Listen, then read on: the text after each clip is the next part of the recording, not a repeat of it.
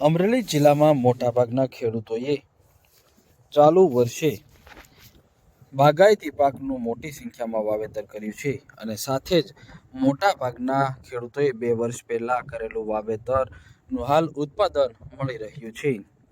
અમરેલી જિલ્લામાં ઉનાળુ વાવેતરને લઈને કેસર કેરીમાં પણ સતત વધારો થઈ રહ્યો છે અને કેસર કેરીની આવકમાં સતત વધારો થવાના કારણે ભાવમાં 100 થી 200 રૂપિયા સુધીનો ઘટાડો થઈ રહ્યો છે.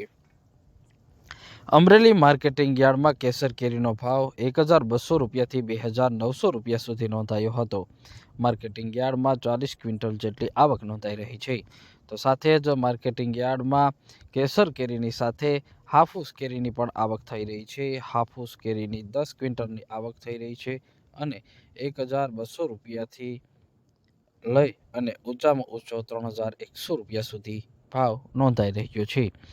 કેસર કેરીની આવકમાં પણ સતત વધારો થઈ રહ્યો છે. માર્કેટિંગ યાર્ડ ખાતે મોટી સંખ્યામાં ખેડૂતો કેસર કેરી લઈને આવી રહ્યા છે અને સારા ભાવ મેળવી રહ્યા છે.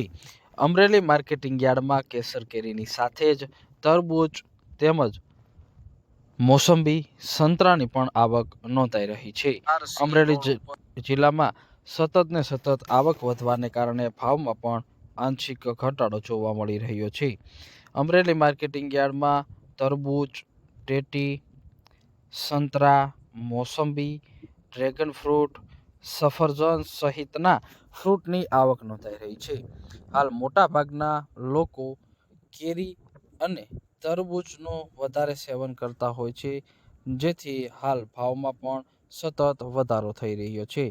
માર્કેટિંગ યાર્ડમાં મોટી માત્રામાં કેરીની આવક નોંધાઈ રહી છે, તો સાથે જ મોટી માત્રામાં તરબૂચની પણ આવક નોંધાઈ રહી છે. માર્કેટિંગ યાર્ડ ખાતે તરબૂચની આવક, કેરીની આવકમાં સતત વધારો થઈ રહ્યો છે અને કેરીના ભાવમાં પણ વધારો થયો છે. કેસર કેરીનો ભાવ ચાલુ વર્ષે આસમાને પહોંચવાની શક્યતાઓ છે. હવામાન વિભાગ દ્વારા સતત ને સતત વરસાદની આગાહી કરવામાં આવી રહી છે, જેથી કેસર કેરીમાં મોટી નુકસાની પહોંચવાની શક્યતાઓને કારણે કેસર કેરીના ભાવમાં પણ વધારો થશે જેવી શક્યતાઓ છે. હાલ કેસર કેરીના ભાવ 1200 રૂપિયાથી 2900 રૂપિયા સુધી નોંધાઈ રહ્યા છે અને કેસર કેરીની આવકમાં પણ વધારો થયો છે. કેસર કેરીની સાથે હાફૂસ કેરીની આવક શરૂ થઈ છે અને ટૂંક સમયમાં અમરેલીમાં રાજાપુરી તેમજ કાગડા અને અન્ય જાતની કેરીની પણ આવક થશે. માર્કેટિંગ યાર્ડ ખાતે કેસર કેરીના ભાવમાં સતત વધારો થઈ રહ્યો છે.